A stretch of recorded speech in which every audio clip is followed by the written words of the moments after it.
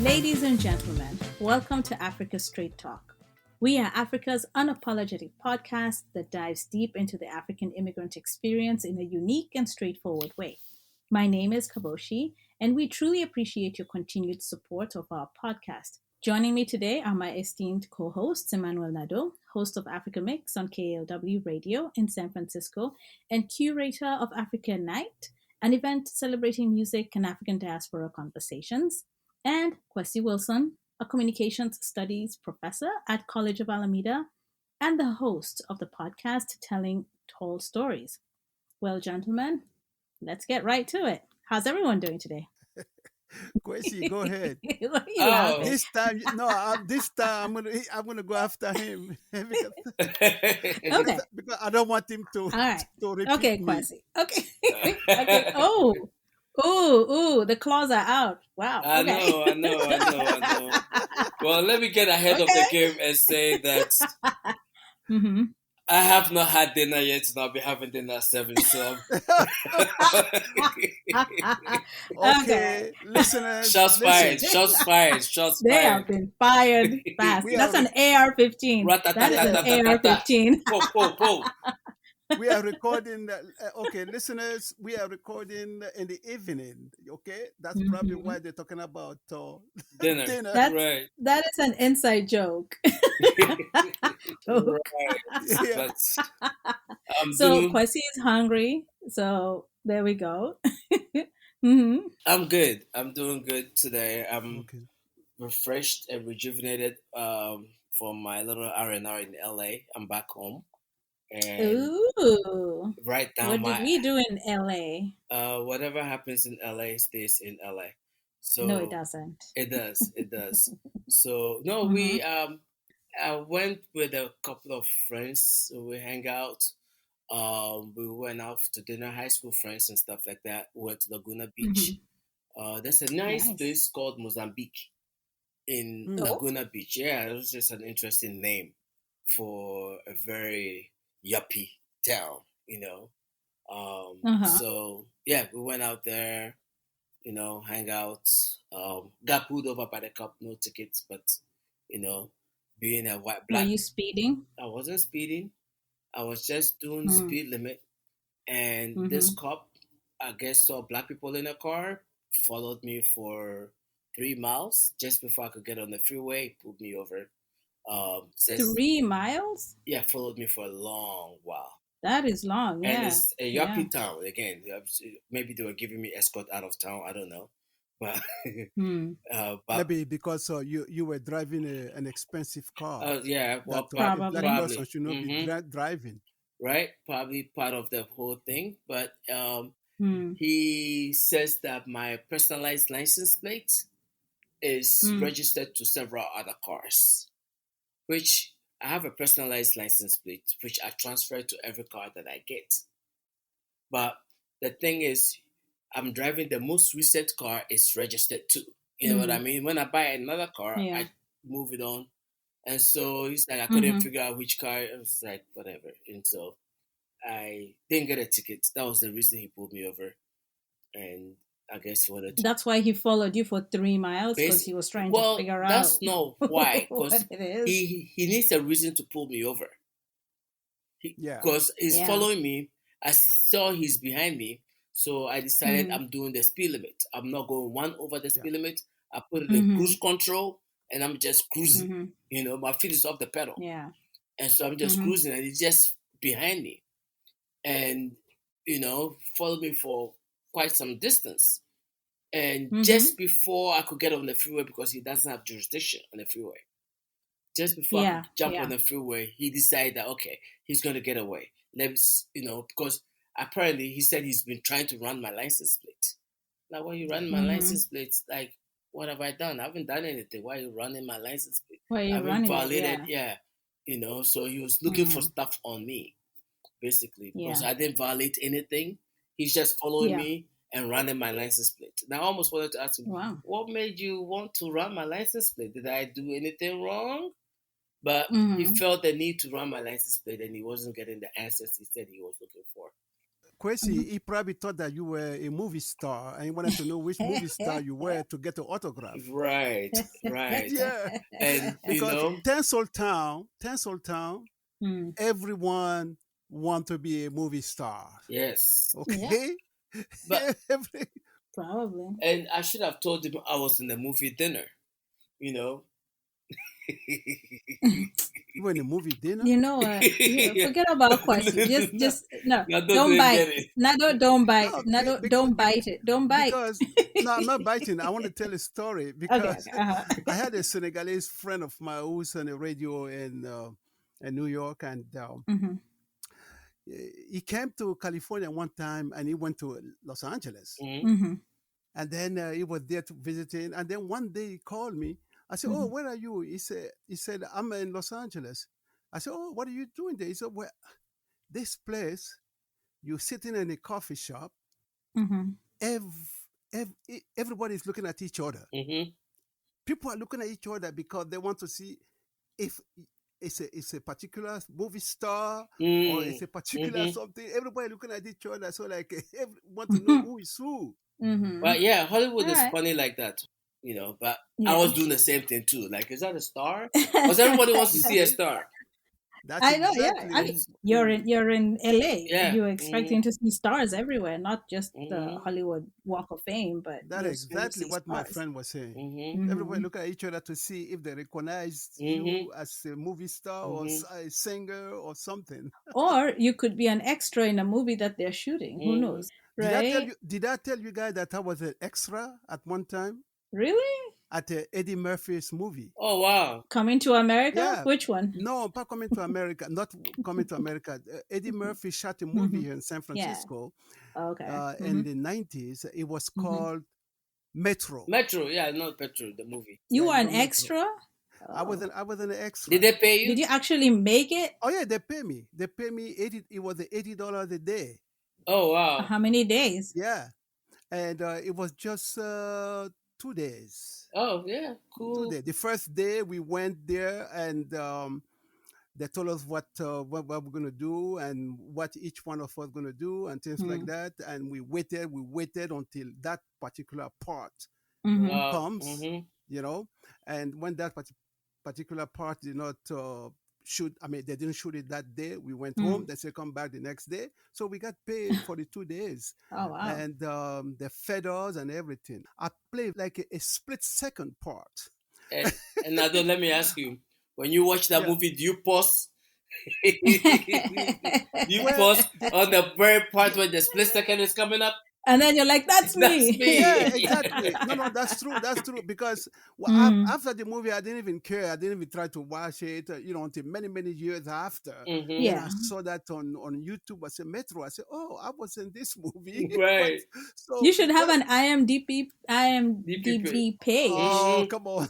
Oh, with come your on. movie With credits. movie Don't You make, credits know, don't make because fun you're a of me. celeb.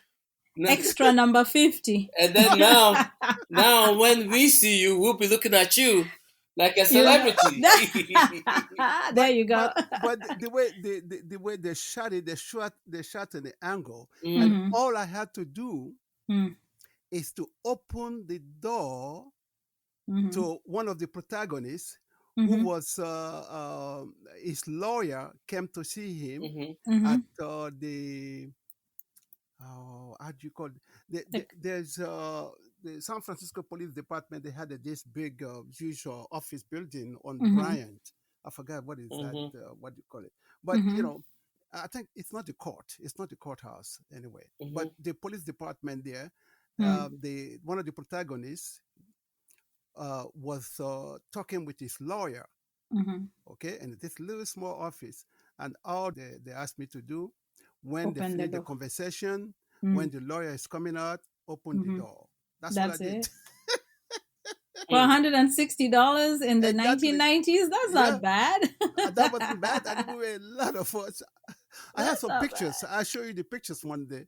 Okay, Yeah. cool. That's nice. How are you doing, by the way? Me? Yeah. I'm good. The weather is very beautiful these days in San Francisco. I think it's okay. Hmm. It's fine. I have no problem with it. But yeah, work is work, but I'm doing okay. I can't complain. I went hiking this past weekend. Um, I went chasing waterfalls. Just in waterfall. Yeah, I went looking for waterfalls. Huh. um, and I found them. So I went hiking to at this park in Morgan Hill. Oh yeah, Morgan Hill. Yeah, Yes. okay. So That's it was in the South Bay. Yeah. in South Bay, past San Jose, and it took about an hour to get there. It was too long. I think the drive is too long. So that's what I did, and then on Sunday, I went for a lucha libre. Oh, lucha libre. Yeah, yeah, Yeah, yeah, I went yeah, for a lucha libre wrestling thing, yeah. and it was it's You go fun. I to a mean, lucha libre. yeah, Oh, lucha libre is fun. I know. I know. I had a Mexican young friend of mine that Mhm. loved to watch it. Lucha Mhm. libre. Mhm. Mm. Nice. Fun stuff. Yeah, fun stuff. Mm-hmm. Yeah. So I'm glad everyone had a great weekend. Mm-hmm. We have an interesting topic today, right? It's a little bit fun because the last two episodes have been on very heavy topics, which are very important, but we wanted to lighten it up a little bit with this episode and just talk about ourselves, talk about our lives, and lighten the whole feel. So I have a question for you guys. What is one word or a phrase that you ascribed to America before you came to America? Go. Oh Go well, go let's go go, start. Quasi. Let's go, Go. Kwesi. Kwesi, let's go first. Yeah. Rich. Mm-hmm. One word is rich. Okay, Rich. and Nado. Okay, you want to continue, Kwesi? You, Sorry. I was going you to be know. rich. My life is going to be, you know, Mm-hmm. my life. I was going to get rich. So that's what you ascribed to America before you came here. Land of, That's what you thought about land America. of opportunity. Land of opportunity. Or Okay. milk Mm-hmm. and honey. Uh-huh. Nado, what's your one word or phrase? Um, movie star. Oh, yeah, that's true. For me, my one word or phrase would be, oh God, what was it? Okay. My one word or phrase would be like what Kwesi said, rich, and land of milk and honey, where money just grows on trees. That's Mm. what I thought. So our episode today is called Fresh Off the Boat, right? So we're just going to talk about ourselves when we first came to America. What was really shocking about what you saw or what you experienced when you came to America? The floor Well, is open. The floor Mm-hmm. is open. okay. I think. Okay, now they'll go first. You sure? Yeah, You yeah. sure?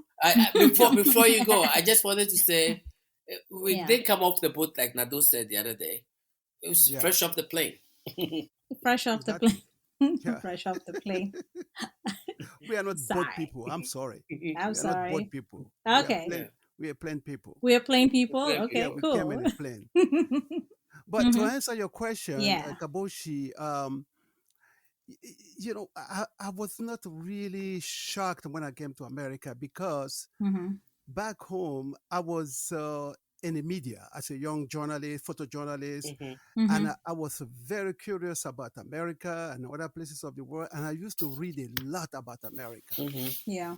The libraries, no, not the library, but the bookstores. They used Hmm. to have all these American magazine, and I was always interested in the black magazine. I forgot the title of some of them, but I used Ebony Jets. Ebony. Okay, and Hmm. I used to flip them. I didn't understand English whatsoever at the You time, look at but pictures. Uh-huh. I would look Pictures. at the pictures Hmm. and I would be Hmm. fascinated. I say, what this? I look at these black people. I mean, I want to be like one of them. Mm-hmm. you Mm-hmm. know, Yeah, didn't even though we they all? practice, I Mhm. want to be like one of them. And so when I came over here, the only thing that really got me say ha was that the size of things, the Mm-hmm. size Mhm. of the Mhm. cars, the Yep. size of the roads. Everything was so large. That's the only thing that really Shocked you. Another quick question. Did you learn English when you came here, or you learned English? yes, Oh, I see. yes, Oh wow. yes. So when you came, you did not know a word of English. Well, I knew few words that like English that we learn by traveling to Okay. Ghana or Mhm. Liberia, those kind of Right. things. Not like a book, not like a book English. So was that Well, challenging? that's. Oh yes, Mhm. it was challenging for you guys coming from English speaking country. Oh, you speaking the language, you just come through it, and you just Mm-hmm. keep on Mm-hmm. talking about. But for a French speaking person like me that did not have no uh, formal English education, Mhm. even though at the college they give you choices, Mm-hmm. but Yeah. I wasn't interested. I was much interested in learning Spanish, but then Mm-hmm. I didn't pursue that. So Mhm. it's like you are a baby, you Mm-hmm. Mm-hmm. restarting your life, going to school, Mm-hmm. at least learning A B C D and putting words together. Yeah, so it Oh was it, wow. it was kind of Wow. But let me I, just I say would something. describe. Go ahead. I would to piggyback on what Nado is saying. Just Mm-hmm. because, like for example, like I come from an English speaking country, even if I come here, I still have to learn English because it's different. far. It's a different dialect of the English language. Yeah. Yes. But Yes. it's a much Mhm. easier thing to do than having to switch from French to English. Like I was Mm, in that's true. Brazil Yeah. and I Mhm. felt the same way. I felt for the first time what it would feel like to be dumb. Dumb as in you Mhm. can't talk, right? Yeah. I'm walking on the beach. Yeah. Two beautiful Uh huh. girls approach me. They're saying stuff, smiling. I could tell they like me. And I had a lot to say, but I couldn't say it. Mhm. They're speaking Oh. Portuguese. And I'm standing Mhm. there and I don't know what they're saying. I have a lot to Mhm. say and I couldn't say it. So I can imagine being Yeah. French here. I, you know, Uh huh. Yep. Yep. if you go to France, a lot of people speak English and you could Yes. get by. I'm going Yeah. to, but here, Yeah. a lot of people don't speak French. They only speak English. Mhm. You'll be Yeah. lucky to get Yep. Spanish, right? Mhm. So I Mhm. can imagine what it must have been like for him, and you didn't have the translation app at the time. No. Yeah. There No. was No. no Not at Google all. Translate. There Can was you no Mm-hmm. Google imagine? Translator. Mm-hmm. Yeah. Mhm. Yeah. And yeah, I mean, I had a small red English and French dictionary that Mm-hmm. it almost looked like a mouth to red book. Mm-hmm. It's a very Mhm. very small Mm-hmm. pocket English book, English French book that I used to carry with me, Mm-hmm. and Mhm. I would look at the word in French, the word in English, and Wow. when I put it together, it doesn't. I don't. I didn't really create a sentence. Mm-hmm. It was just a translation from one word to another. So you know? Kaboshi, what he said Mhm. was Yeah. all his vocabulary was in his pocket. Yeah, exactly. There we go. Yeah. Oh wow. Interesting time. So Interesting time. that's me. That's me. Mm-hmm. Mhm. Well, let me Okay. share mine. Yeah. Um, Please. I like Nado also watched a lot of or read a lot of like I used to look at Ebony magazines and Jet magazines, and what used to fascinate me more than anything else Mhm. when I looked at African Americans and they had the hair. Their hair was on point when you looked there. They had the Jerry curls or the whatever, and everybody gets a nice haircut. All this other stuff Mhm. that looked Mhm. really Mhm. nice. And I remember I used to look at Yeah. that and when you go to Ghana barbershop, all the barbershop have Black American pictures. I don't know if that was the same Mhm. thing in Mhm. Ivory Coast, Nado, or even Yes, Kenya. yes, yes, And yes. so, Yeah. We Yeah. do. yeah, Mhm. that look and other stuff, I used to like that look. Mhm. But there are so many things I didn't know about this country till I got here. I've watched Mm. American movies and everything else. It was different being here. And even basic technology and architecture and everything else, right? Because I'd never really left Ghana, and just being Mm-hmm. out for the first time, I landed in New York. And New York, Yeah. what I thought New York was is as soon as anybody sees me, they're gonna kill me. I was afraid of the. Mm-hmm. All I knew was the crime. Oh wow, really? Yeah. So I saw somebody with a mohawk. Oh my God! I Uh-huh. thought that person was going to kill me that day, and it was red. That Oh, was really? so scared of this guy with a mohawk. And Why the Mohawk scared you? uh, Yeah. first of all, I'd never seen anybody with a haircut like that before. They Oh, look Okay. crazy, Mm-hmm. and they dyed it and okay. spiked. And if you see it, it's in movies, you know. But I Mm-hmm. was Mm. seeing it in Mm-hmm. person. I was like, this looks crazy. And he had chains all over himself, and Mm-hmm. probably a punk rocker or something like that. Probably, Looking yeah. at that Mm-hmm. today. But I was scared of that.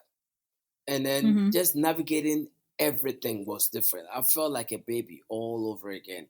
Like, for instance, Mm-hmm. there was a cart that I saw people pushing their luggages in. And Yeah. so I wanted one of those carts and I wanted to put my luggage in. And I saw the cart. Mm-hmm. So I wheeled the cart and it got to the very end and it stopped. I was like, wait, Mm-hmm. what happened? So I'm yanking the cart, right? Trying to get it out of the Yeah. track. And then somebody Yeah. came and said, you need to put a quarter in there. I was like, a quarter? In Ghana, when we say quarter, that's like a quarter bottle of, ogoglo. Ogoglo is like moonshine, like, Google. apeteshi. Yeah. Yeah. And so Uh-huh. I'm Why do you like, call it a Google? Okay, I'm uh-huh. thinking to That's myself, is another this story. thing rusted that I have to pour liquor on it? Yeah. And then he gave me 25 cents. Uh-huh. He realized I didn't understand what he was saying. And so then he put it there and the thing came out. And Oh. just navigating little things, even making a phone call to my mom. I had my mom's number, but I was used to calling her Uh-huh. collect. So Uh-huh. for the first time, I had to dial her number directly, and I didn't know I had to dial one. So I was by the phone for like, you know, 50 minutes. Then I'm I sorry. also learned how Oh, to read uh-huh. instructions, right? The Mm-hmm. directions. Yeah. Uh-huh. So there's a glass door, automatic door, Mm-hmm. that leads outside. I'm walking towards the Yeah. door, and I get to the door, and I decide to stop my cart and go around it to open the door. I go around it, and the door opens by itself. Now, we didn't have automatic doors in Mm-hmm. Ghana at the time. So this was Yeah. new to me. And if I tell you, I jumped back when the door opened by itself because I didn't expect it to open, right? Uh-huh. And so then now I go outside, and I'm supposed to catch a connecting bus to a different part of the airport to catch a domestic flight to Cali. Mm-hmm. And then I forget the color combination of the bus. And I didn't want, to get lost. All these punk rockers walking around. I thought I was going to get shot. I didn't want Mm-hmm. to wind up in the wrong place. So I turned around and said, let me go ask for the colors again. And then I pushed back in the same direction I came out. And this time, I was 200% confident that this door was going to open. So I Mm-hmm. wheeled my cart straight into the door. Bang! Slammed it into it. No way. And there was these two girls who looked what I could tell as Puerto Rican looking or Dominican, having Uh-huh. a smoke outside. They work at the airport. Oh my God, those people laughed. Yeah, I'm sorry. but now come to think of it, I'm sure they're used to it. You work at the airport, you go to see, what we call Johnny Just Come. Mm-hmm. You know, So yeah, I had, Yep. but speaking to Nado's point too, when I came, I got to Mountain View. Actually, when I saw the maze in San Francisco, the roads, the Mm-hmm. freeway, Mm. the highways, Yeah. everything looked Yeah. large. And I'm counting how many Mm-hmm. lanes in the Yeah. cars. Yeah. And Mm-hmm. I remember I'll be in Mountain View, I'm going somewhere, and I get to the traffic light, and I'm crossing the crossroad, right? El Camino. Yeah. And it's Mm-hmm. 3 lanes each direction. But Mm-hmm. the speed at which the cars were passing the crossroads, Mm-hmm. that blew my mind because the crossroad is huge. Our crossroads are Yeah. so small that Mm-hmm. Mhm. and so it's just everything was big. The Yeah. size of the cars, the Yeah. wideness of the road. Even the streets Mm-hmm. I lived on, you could park your car on the left side, park a car on the left side. There's still enough room to play on the There's still street, enough room. Yeah. you know, Yeah. which I amazes mean, me I when did not. people can stay in their lanes. I was like, this is a wide lane. Yeah, exactly. That's Mm-hmm. exactly what I was going to say. I wasn't driving Mm-hmm. because I didn't have a driving license here yet. Mm-hmm. But the person that was driving me, I was wondering how was he able to stay in his lane. Yeah. How Oh would he be Lord. able to stay put in his lane? It's And so there's so many funny. lanes, and Yeah. everybody Mm-hmm. just Mm, driving yep. past and Yep. past it. Yep. I said, Especially when you Yeah. drive on, I don't know if you know Middlefield. yeah, I know Middlefield Middlefield. and the And east and the South Mid- Bay. yeah, Yeah, South Palo Bay, Alto. Palo mm-hmm. Alto, right? And Hmm. Mm-hmm. so, and there's two lanes on each direction, right? And there's no island in between. Mm-hmm. And everybody is in their lane, and everything. I felt claustrophobic. I was like, "How are the cars so close together?" And everyone else, Yeah, exactly. it's just That's hilarious. interesting to adapt to Yeah, all but these things. yeah, Yeah, And y'all. and Yeah. finally, not Finally. not having just loneliness and depression. Loneliness and Mm. depression. Even though I had my mom here, I didn't have friends. I didn't know anyone. Yeah. Everything was different. Mm-hmm. Yeah. Everything was different. Christmas came, Yeah. everybody was with their parents, family. Christmas in Ghana, Mm-hmm. we all go out. Christmas here, everyone is waiting Everyone for under stays the in. tree. And so it's just a bunch of loneliness. I felt lonely Mm-hmm. and Mm-hmm. depressed Yeah. for quite some time. Yeah. Yeah. And that's the thing that people don't realize about moving to another country. Even if you speak the same language, it's completely different. And they don't give you Mhm. all this information. You're listening to Africa Straight Talk, your go-to place for African immigrant experience. going back to what Kabochi says earlier, that even if you already speak English and you come to America, you really have to learn the American English and the Mm-hmm. Mm-hmm. expressions, Mm-hmm. otherwise you Yeah. get lost in translation. Just like Koichi said earlier, Yeah. at the airport, they tell him to put a quarter. He's thinking about something else. Something Mm-hmm. else. That's being Mm-hmm. lost in Mm-hmm. translation, Yeah. even though you Yeah. speak Mm-hmm. English. It's Uh, quarter, but it has a different meaning. Oh, It's exactly. what do you call it? I went Uh-huh. to McDonald's Mm-hmm. um, on El Camino, and Mm-hmm. I asked for chips because I looked on the menu and I said, Mm-hmm. "Okay, give me the Big Mac and some chips." Uh-huh.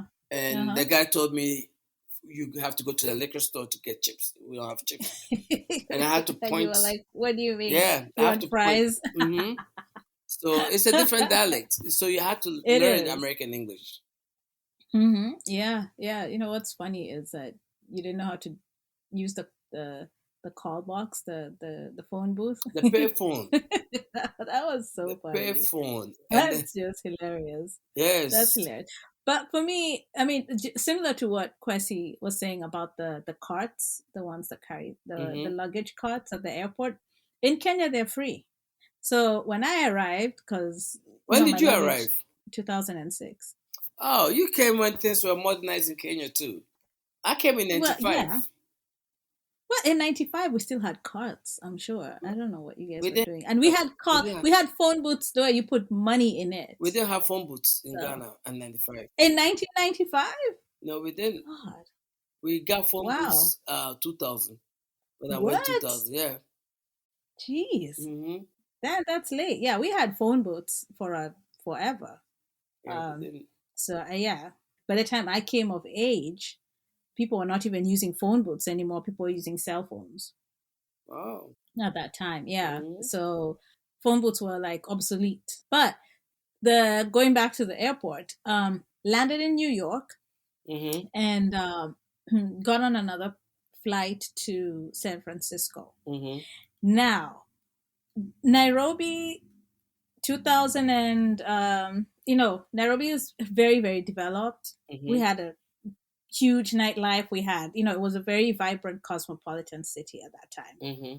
But nothing beat the aerial view of San Francisco. at Okay. night Not night. Yeah, yeah, because when the plane was flying over the bay, yeah. Mm-hmm. Oh, you came at night. yeah, yeah, Mm-hmm. like midnight is when we were Landed. the last flight in. Mm-hmm. The plane flew over the bay. Oh my God. The lights, it Oh was yeah. all Mm-hmm. lit. And I just asked myself, how the hell do people sleep in this city with all these lights on? I'm like, Nairobi is It's still dark. nice. It's still nice when you're landing at night, even till today. Yeah, it is. It's beautiful. Don't get me Mm-hmm. wrong. But I was in my head, I was like, this is too bright. I need some darkness to sleep. Am I Holy going to mackerel. survive in this city? Holy mackerel. You need some I need darkness some darkness. to sleep. Mm-hmm. Okay. You need to put on some blinds I in your Mm-hmm. face. Mm-hmm. Oh, don't even talk about the blinds because you get into the house, you're seeing blinds, and you're like, I can still feel the daylight coming in. Why is it? Why is the light from outside? I hated blinds, Mm-hmm. still hate them, but it's just it's a whole different thing. Yeah. I mean, for me, Mm-hmm. when I came over here, I was a little bit taken by the fact that everyone chat with you like, they have known you for a while. Because, okay, I'm black.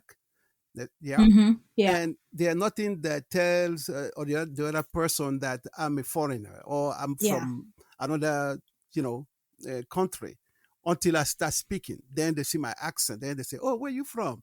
And then, but I Mm-hmm. noticed that people were just friendly in California. They would say that you walking Okay. down the street, you Mm-hmm. see somebody coming facing you, say, "Oh, how you doing? How are you?" And so forth.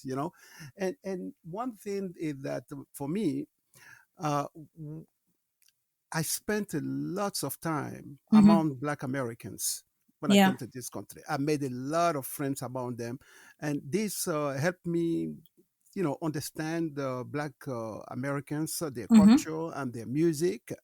It was many years later when I started to get into the white culture. Mm-hmm. So that was kind of interesting to me because I wanted to know. I could walk down the street, I could see a black Americans, and I can identify him like what part of Africa he came from. I can look at their face and I can tell. I say, oh, this one must be coming from Ghana. This one probably coming Really? from. Yeah. Yeah, Same thing. Same I here. could have done that. Same Yeah. here. I will see people that look like somebody I know. You know. And I also did the same thing because when I came, Mm. I was in Mountain Mm. View, which is white, right? Mhm. Yeah. And I used to drive in East Palo Alto just to see black people. I used to Mm-hmm. go when I bought my first car. I would just go drive around East Palo Alto just to see black people, and it felt like home Mm. to me whenever I go to East Palo Alto. Even though everyone in Mountain View Yeah. said East Palo Alto is dangerous, don't go there. Mm-hmm. I would just drive. I would not talk to anybody. By just being there, even the potholes, I enjoy the potholes, the rough road and everything else. Because it felt like, It reminds you of home. yeah, There were better potholes That- than Africa. yes. That's funny. There were better potholes in Africa. We have Yeah, in manholes. Africa. We have Yeah. manholes on our You streets. have a pothole that will swallow you and your car. I'm telling you, and That's that's funny. facts. But Yeah, yeah, a true story. but when I Hmm. started school, I took Hmm. in college. I took almost every African American studies class I could, Yes, and I Yeah, did. yeah, Sure. and I learned so much about their history. yeah. Because I was fascinated with people who look like me, but they're a little Hmm. different. Yeah. And Yeah. even Yeah. till now, I still learn about them. And then Hmm. connecting Hmm. them to the experience and learn about the transatlantic slave trade and all. You know. Quincy, it's so true because Hmm. there is a college here in Oakland called Lenny College. Yeah. Hmm. Okay, I took Black American Studies Hmm. there. Hmm. Yeah, and I was the only foreigner in a class. In this class, there was African American, there were white people, things Hmm. like that. Hmm. And then we took our quarterly exam, Hmm. and then the professor, it was an African American brother, Hmm. Hmm. and he's well known at that campus for being somebody who's very activist and things like that. Yeah. So he called me on the side when he was giving the result, and he said, "So did you learn about uh, Black American history in your country before you came over here? Mm-hmm. Because he said that. I said, why? He said, because you are the only one that got a higher score. What? Yeah. I said, Yeah. well, because I study, I'm curious. I was so curious about the Hmm. culture. So when you gave us homework and things like that, I dig deeper to find out So more. you mean to say that the blacks in that class did not No, do the, oh, the black and the white, they didn't do well. that's That's why crazy. he called me That, on the that side. I was shocked. there's a tendency to, even when it comes to English, right? There's a Mm-hmm. tendency because it's the curiosity to learn that makes you Mm, excel. If you yeah. think you already know and this my stuff, Mm-hmm. you know what I mean, and you're not really curious, Yeah. you're not applying yourself. And I think what Nado is expressing is his curiosity to learn is was what was making, because when you're reading the textbook, Mm-hmm. you have to read the textbook to be able to do the test.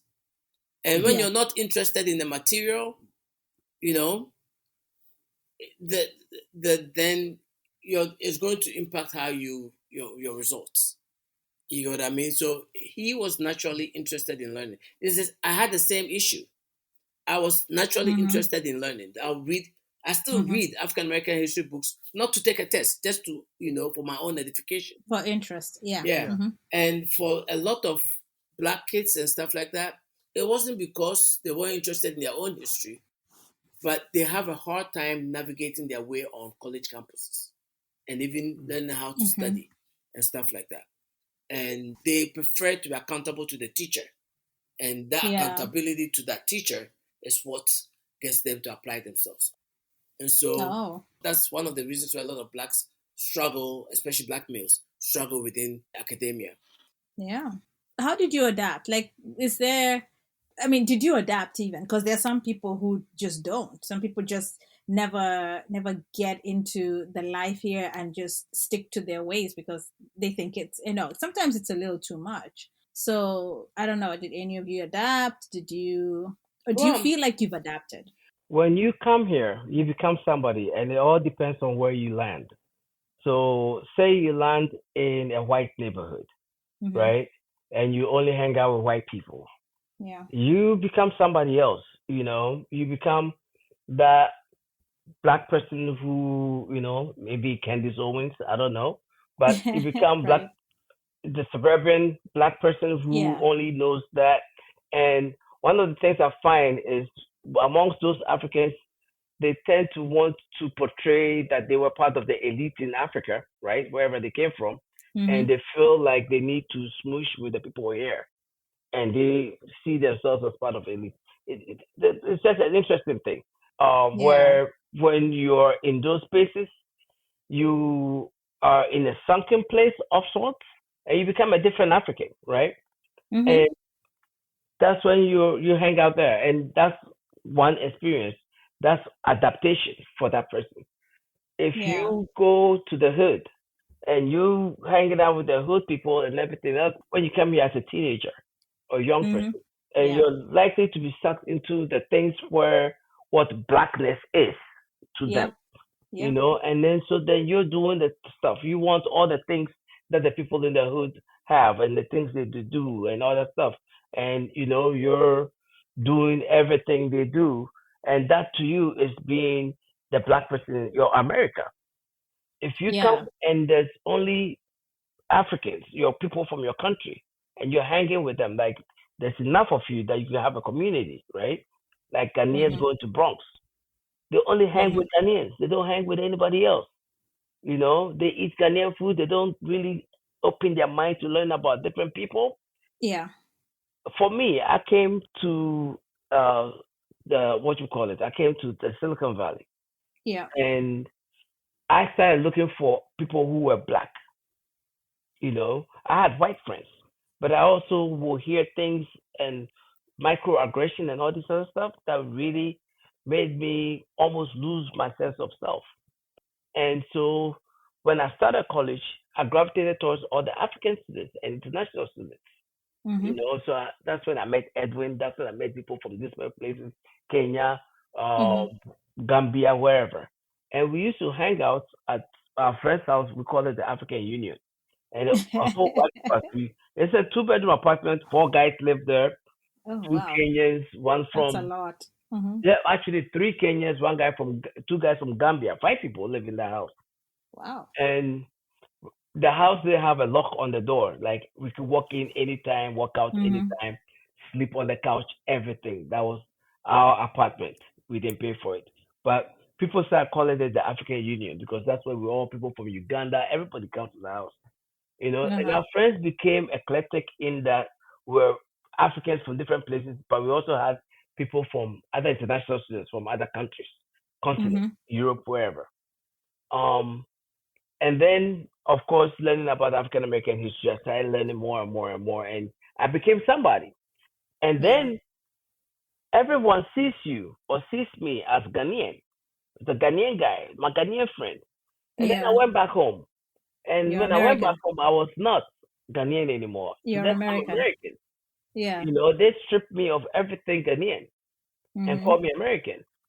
And you realize that even though you live here, you're not fully American because America will never see you as one. And your Hmm. own people don't see you as one of them again. And Yeah. then you also are concerned with what's happening here and what's happening there. You become Hmm. what is called a hybrid. So in my adaptation, I became a hybrid. And Yeah. I embrace everything Ghanaian, but I embrace the things that work for me as a Ghanaian, and I embrace the things that work for me as an American. And so I that was my adaptation. yeah, I for me, um I mean, you have to adapt. I mean, you got to. The language becomes yours. You take certain aspects of, this culture, the new culture that you're immersed in, and you make it your own. So you don't lose you don't lose yourself completely. When I say lose yourself, I mean, however you grew up. I came here when I was, a fully grown person as an adult. So whatever it is that I grew up with in Kenya, I still maintain some of it. For example, like the food that we eat in the house, I still maintain what I grew up eating. Right? I explore. I do seafood now, but I never grew up eating seafood in Kenya. Um, I eat, foods from different cultures, so, but I'm still true to my own culture. Um, Meeting new people. I am open to meeting new people. I'm in a whole new country. Nowadays, I don't, and I mean, I'm like, why should I go out and meet other Kenyans when I can go out and meet other people from other cultures and learn more? So the curiosity is growing and it's there. I go to festivals, different cultural festivals that happen during the summer, be it white, be it Middle Eastern, be it Asian. I am there because I want to learn. I also do the African ones if and when they're there, but I'm feeling right now that anything African is so saturated. It's almost it's diluted in my view. Because it's just everywhere and it's just the same thing every time, and it's really, there's just nothing creative anymore in the African culture to me. But that's because I'm immersed in it. Maybe I need to step out for a little bit, miss it. When you miss something, you want to go back. So that's where I am in my life right now. Is it different from 2006? Yeah. you know um and it's all about growth, and I'm open minded about learning new things, experiencing new things, um, because I am living in a country where there is a lot of things going on, and it's always good to know what is happening around you, just so that you can better advocate for yourself and advocate for someone else if there is need to do that. Nado. Well, for me, Mm. adapting is necessary. Mm-hmm. If you cannot adapt, then you don't need to be in that foreign country, really, because you, Oh. you you have Mm-hmm. a goal while you came over here. So you have to, for you to accomplish that goal, to reach that goal, whether it's Mm. education or work or career, things like that. You're gonna have to adapt. You're gonna have Yeah. to adapt, like animals sometimes adapt to their environment. So Mm-hmm. what I did, I embrace the cultural differences. Like when I Uh-huh. go to a white gathering, Mm-hmm. I don't think about color. As a matter of fact, I don't think about color. I forget about my blackness or saying that I'm an African or things. I don't think about it because I observe the white, the way they're talking or whatever they're doing. I try to I try to mimic them so that Mm-hmm. I will be one of them. But way in the back of my head, my Mm-hmm. thought, I'm an African. I still maintain, the connection with my Africanness. Yeah. So it's again, learn about the culture, study the language and the expressions, and so and embrace the local culture and things like that. So we, in the long run, Mm-hmm. we learn to adapt, really, Yeah. whether we like it or not. It's automatic. Kwesi, do you have any last things that you want to say, or you're just like, I need to eat dinner? It's a dinner time. I do. Okay. It's Um, 7:35 dinner time for Dinner Quincy. time. it's Kwesi. past, it's past dinner time. It's Yeah. And for bedtime, those, huh? and for the listeners that didn't understand what dinner reference was, I'm sure they're getting it now. But Yeah. It's late. so I have a thing that I think about. There's Mm. so many things I would have done differently Mhm. if I knew a lot of the things that I've gone through now, and each Yeah. of us have gone through. Mhm. And I'm hoping that with these conversations that we have, Mhm. people who are coming here new, Mhm. who are going to go through the depression, the adaptation, all these things that hits you when you first come to this land. I have a friend who just arrived Mhm. here, and his wife, African American, went to marry him in Ghana and brought him here, and Mhm. he doesn't have a high school diploma. He's 20 something years old, and wants to navigate the school, wants to go to school, doesn't know how to. He didn't know that he could get a placement test at the community college and start college. You know, he doesn't know how to navigate this place. And Mhm. I feel like those of us who've been here for a while, we have a lot of knowledge. And these are some of the things that makes me grateful for what Nado does, the African Night, Oh, thank where you. Mhm. we could get Yeah. into such spaces and get more and more new arrivals to Mhm. come to African Night, to come and learn, make African Night be a place where people come and get information as to how to navigate this place, you know. And so this has been a great topic for me, Mhm. um, in terms of being able to really look back at what I've experienced and then listen to what you have experienced as well, you Mhm. know. Yeah. And luckily we came out of it. Many of us came here when we were 18, 19, with Mhm. little kids Fresh having out of to high school. navigate, yes, fresh out of high Mhm. school, Yeah. and making mistakes and all these other things. And this is like Edwin calls it, unforgiving United States States of of unforgiving America. whatever, Mhm. America, you know. Mhm. And so hopefully there'll be people who would listen to this podcast and know that they're not alone in their journey, Yeah. and also seek out people who have been here longer to have these conversations with them. All right, people, that's a wrap for this episode of Africa Straight Talk. Your hosts, Kaboshi, that's me, along with Emmanuel Nadeau and Kwesi Wilson, truly appreciate your support. We'd love to hear your thoughts. Find us wherever you listen to your favorite podcasts by searching Africa Straight Talk. And of course, spread the word, tell a friend or 10 about us. Interested in sponsoring a growing podcast, email us africastraighttalk@gmail.com. Until next time, Mzenado. Thank you for listening to this episode. We invite you to check back here for our next one. In the meantime, be safe, be well, and love one another.